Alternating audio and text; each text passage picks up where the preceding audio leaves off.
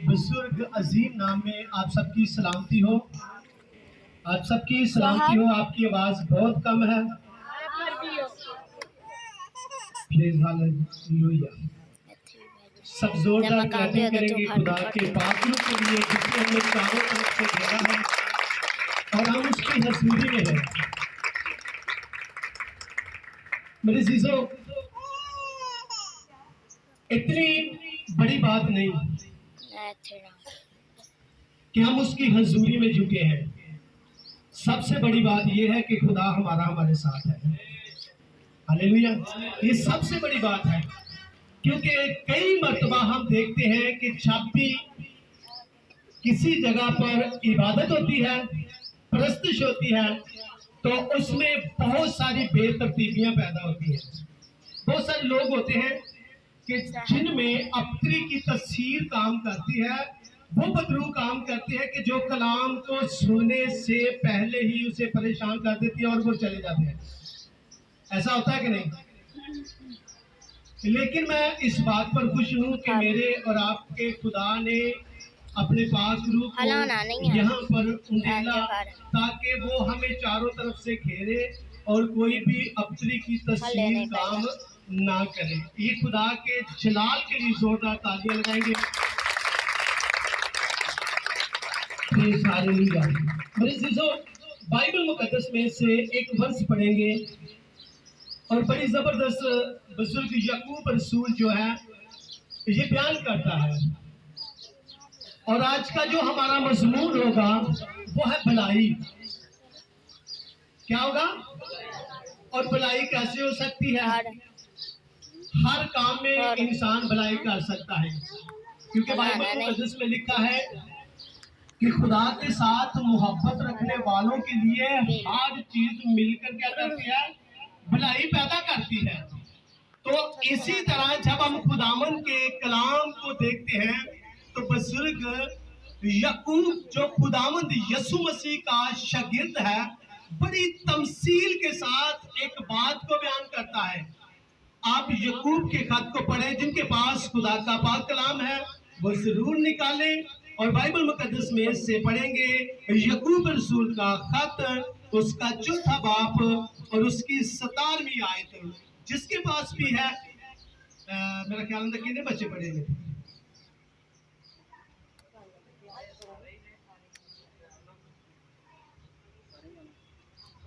क्यों ऐसा होता है? अगर आप झाड़ू लगाने जाएं तो झाड़ू आपके पास नहीं होगा तो क्या आप झाड़ू लगा सकते हैं?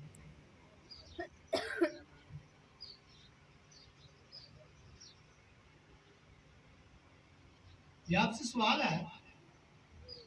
हम जो बाइबल मुकद्दस को सुनने के लिए आते हैं, सुनाने के लिए आते हैं, तो हमारे पास बाइबल ही ना होगी तो फिर क्या करेंगे?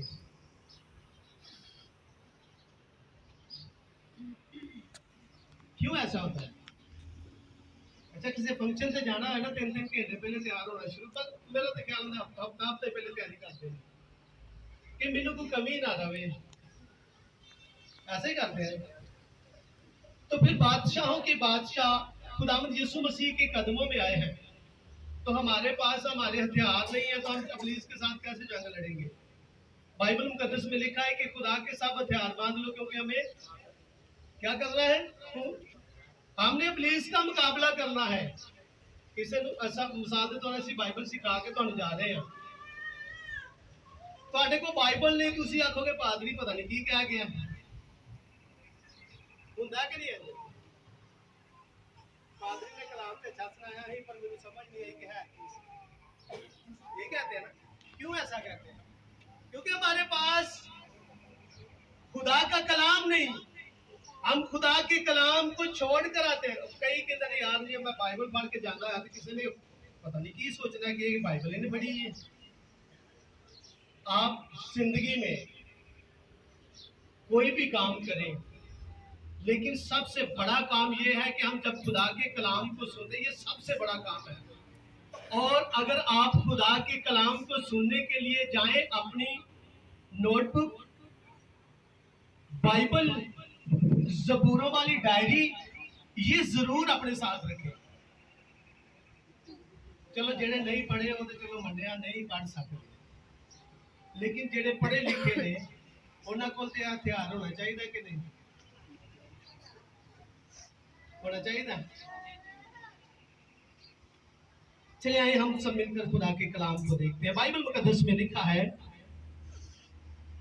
बस जो कोई भलाई करना जानता है और नहीं करता उसके लिए ये क्या है, गुनाह है। क्या पढ़ा है हमने? आप पढ़े मेरे साथ, पास सब पढ़े। पास जो कोई भलाई करना जानता है और नहीं करता उसके लिए ये गुनाह है। कितने लोग इस बात पर मुतफिक हैं कि हम अगर भलाई करना जानते हैं तो हम भलाई नहीं कर रहे, तो ये हमारे लिए गुनाह है। कितने लोग जानते हैं,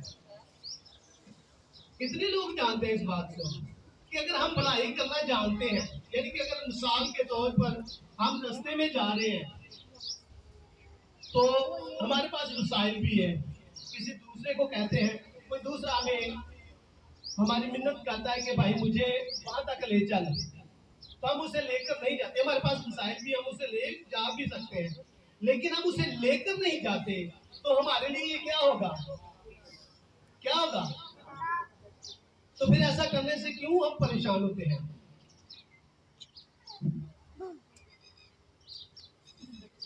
भाई सारे को क्यों परेशान? आप कोशिश करें, बाइबल मुकद्दस खुदा का पाक कलाम है और खुदा का कलाम हमें ये तालीम दे रहा है कि अगर कोई भी शख्स भलाई करना जानता है वो नहीं करता तो उसके लिए क्या है। मैं आपको एक छोटी सी तमसील अपनी दूंगा। मैं बिल्कुल पढ़ा लिखा नहीं, कभी स्कूल नहीं जाकर देखा मैंने, लेकिन मेरे खुदावन ने मुझे ये कलाम जो है गिफ्ट में दिया है। मेरे चर्च के लोग तकरीबन 10-11 बेटियां जो मैट्रिक पास है, लेकिन उनके पास अगर अल्फाज उनको नहीं आता तो वो मुझसे पूछती है कि भाई हमें ये अल्फाज जो है ना बाइबल का बता दीजिए। तो क्या आपको कोई खुदा दे सकता है? बाइबल खुदा का कलाम हमें एक बड़ा जबरदस्त मजमून यहाँ पर सिखाता है। कैसे कैसे आप भलाई कर सकते हैं, कैसे कर सकते हैं। और मैं मजदूरी करता हूँ, आप में से बहुत सारे होंगे जो मजदूरी करते हैं। भाई पतरस जो है ये मुझे जानते हैं, मैं ड्राइविंग करता हूँ और साथ खिदमत भी करता हूँ। मेरी ज्यादा खिदमत जो है ना वो मुस्लिम फैमिलियों में है, ज्यादा। अपने लोग तो बहुत सुनते हैं कलाम, क्योंकि इनको तो अभी सुनने की जरूरत नहीं। और मैं कोशिश ये करता हूँ कि साल में 2 प्रोग्राम ऐसे करता हूँ जैसा कि यहाँ पर है। लेकिन अभी मेरा प्रोग्राम नहीं था करने का।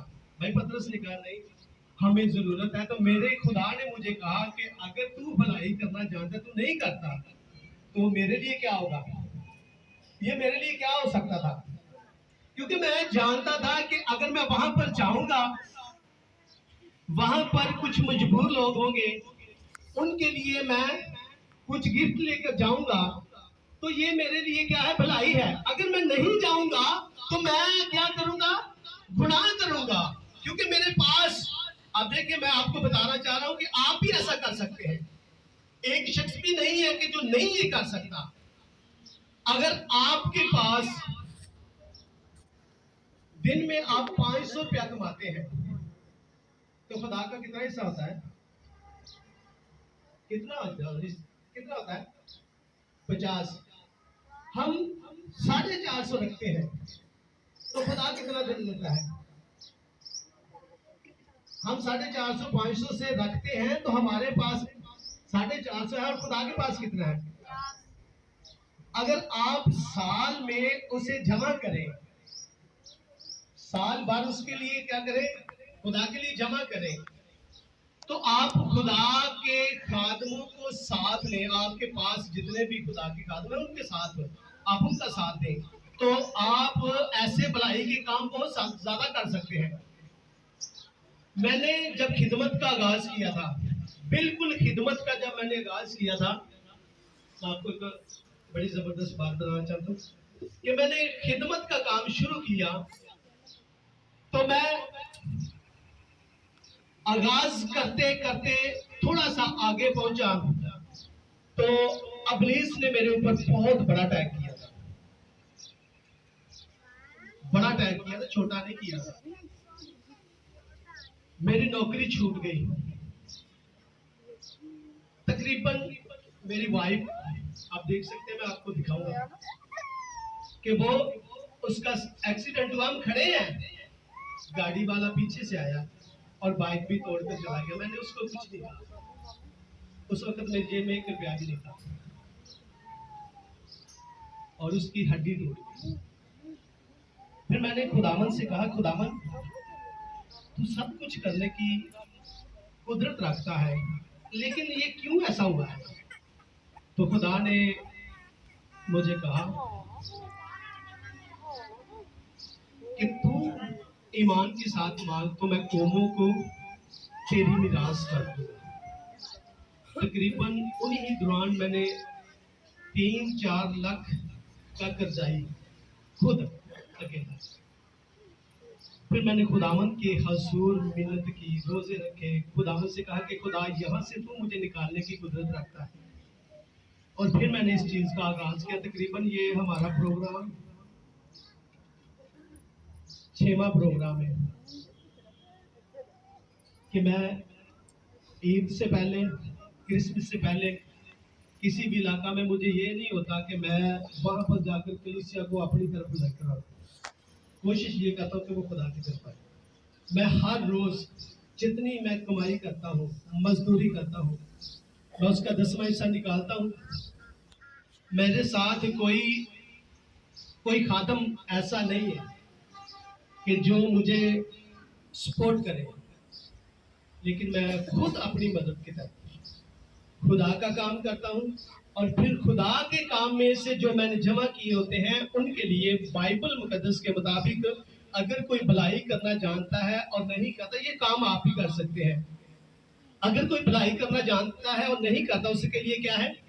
पास्टर साहब ने एक बड़ी जबरदस्त प्रस्तुत में गीत गाया, बहुत जबरदस्त है।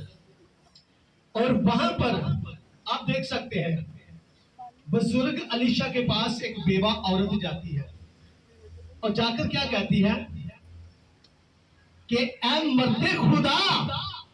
अब देखिए कि खादिम का रुतबा कितना बयान करती है कि ऐ मर्दे खुदा, तुम जानते हो।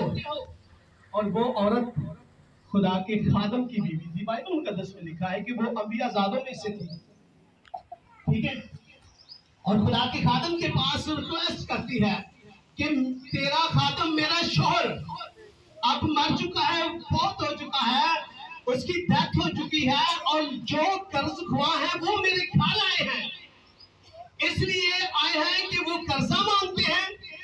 और फिर वो कहते हैं कि अगर आपके पास कर्जा नहीं है, आपके पास कर्जे के पैसे नहीं है, तो ऐसा करो कि आप अपने दोनों बेटे हमें दे दो ताकि हम उन्हें गुलाम बना लें। तो वो क्या करती है? इसे बाबे ने कॉल गई थी, किसके पास? बुलंदवाज में। किसके पास? खुदा के खादम बुजुर्ग अलीशा के पास गई थी। वो बुजुर्ग अलीशा से वो कहती है कि मैं जानती हूं तू ऐसा कुछ कर सकता है, और बाइबल मुकद्दस में लिखा है कि जो कोई बुराई करना जानता है नहीं करता, तो उसके लिए क्या है? उसके लिए गुनाह है। उसने सोचा कि मैं इसके साथ अगर भलाई करूंगा, मैं भलाई करना जानता हूं, मैं नहीं करूंगा, तो ये मेरे लिए क्या होगा? अब गौर करें कि वो जब उसके पास जाती है, तो वो ये नहीं कहता कि आ मैं तेरी मदद करना ला जा सब कुछ आज हो यार।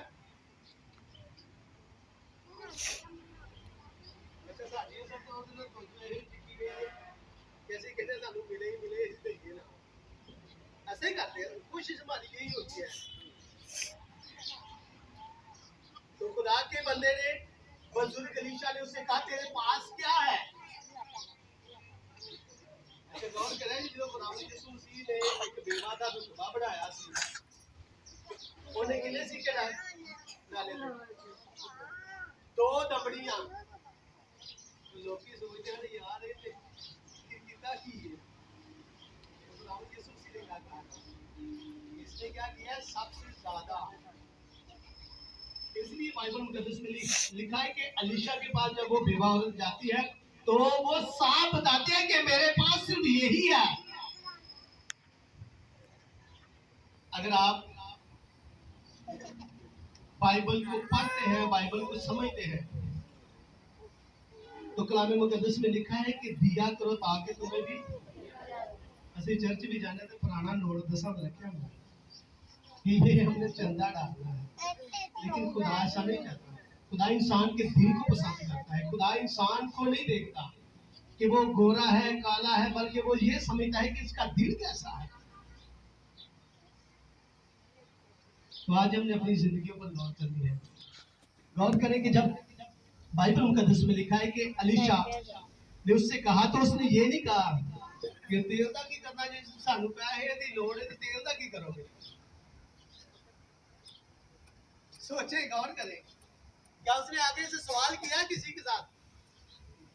अलीशा ने पूछा कि तेरे पास क्या है? उसने कहा मेरे पास सिर्फ एक प्याला तेल का है, इसके सिवा मेरे पास कुछ नहीं है। तो उसने कहा वही तेल जो है वो आपकी कमाई का वसीला बन सकता है। अगर आपके पास 1 रुपया है, आपके पास 2 रुपए हैं, तो उनको ही को कैसा करें कि आप इस्तेमाल करें। तो कलाम मुकद्दस में लिखा है कि मुझे देकर और फिर आजमा कर तो देखो कि मैं कितना मेहरबान हूँ। खुदा कितना मेहरबान है। खुदा इंसान के लिए मेहरबानी कर देता है। पहले हमने क्या करना है? उसको देना है। और बाइबल मुकद्दस में लिखा है कि जब हम उसे देते हैं तो कलाम खुदा में, यूएल की किताब में, मलाकी की किताब में हमें मिलता है कि खुदा क्या कहता है? खुदावंद फरमाता है कि देख तू मुझे दे तो मैं तेरी खातर टिड्डी को क्या करूंगा? डांट दूंगा कि वो तेरे हासिल को अजाया ना करे। अब देखिए कि खुदा कितना बड़ा वादा करता है, तो हम क्या करते हैं? बात बताता हूँ बाइबल मुकद्दस से ये थोड़ी हटकर। एक शख्स था, उसने खुदावंद की हजूरी में झुककर एक दरख्वास्त की कि खुदावंद मैं स्कूल का टीचर हूँ, मैं पैदल जाता हूँ, तो खुदा मुझे साइकिल मुहैया कर, तो जितनी भी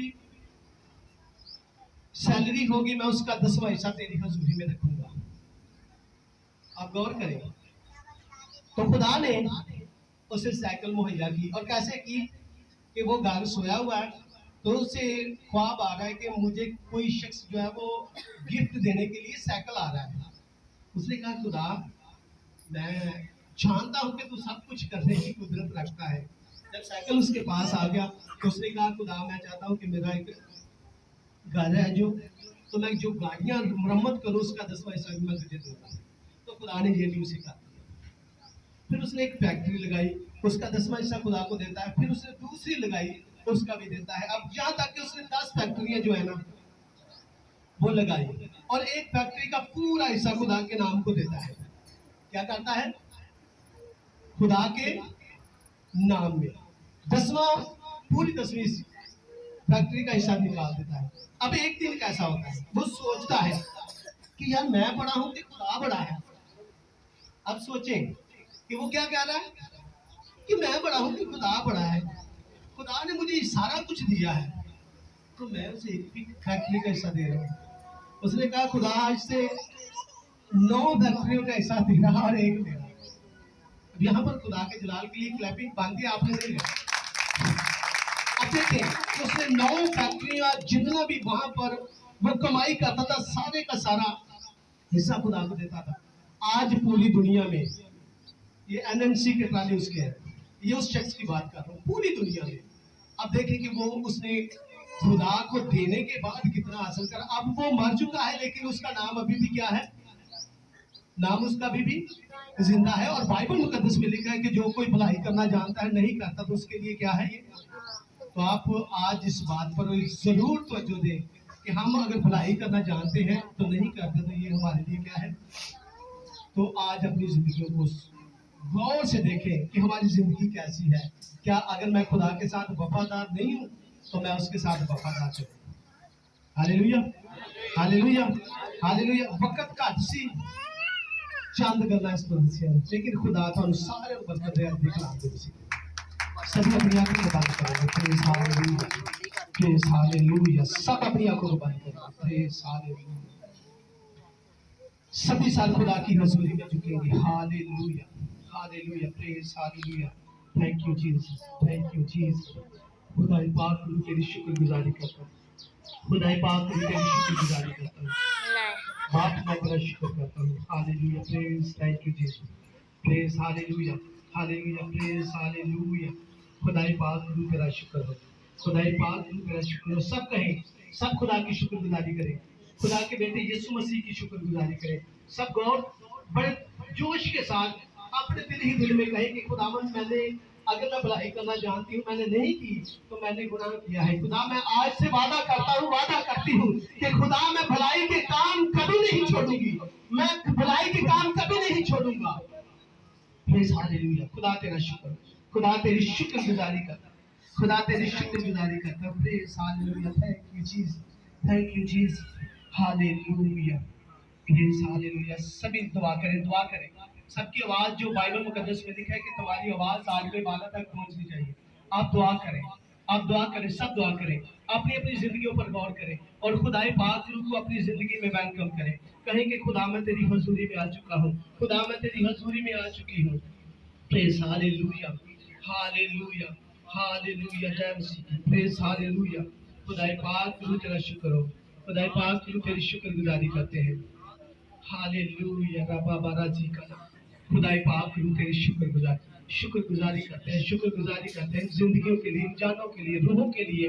खुदावन तेरे बंदा भाई पतरस के लिए, उसके घराना के लिए, उसकी फैमिली के लिए, तमाम उसकी वालो औलाद के लिए यीशु नाम का जलाल मांगते हैं, यीशु नाम की कुदरत मांगते हैं, यीशु नाम का साया मांगते हैं, यीशु नाम की पावर को मांगते हैं। कमजोरियां यीशु के नाम से जाती रहे।